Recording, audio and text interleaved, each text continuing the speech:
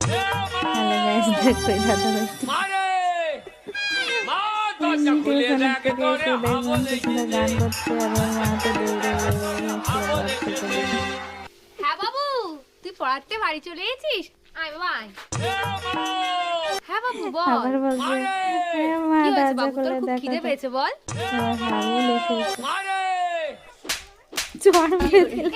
আমারে এটা ছাড়া অন্য কিছু বলার থাকলে বল। মার পড়ার কিছু নেই। এই, তোর এই এমা ছাড়া অন্য কিছু বলার থাকলে বল। ওমা, আবার জানো আজকে কি হয়েছে?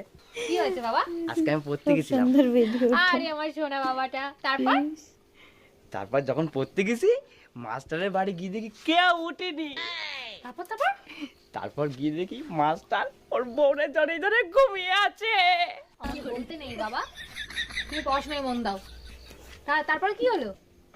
তারপরে মাস্টারের ঘরের সামনে গেলাম, গিয়ে বললাম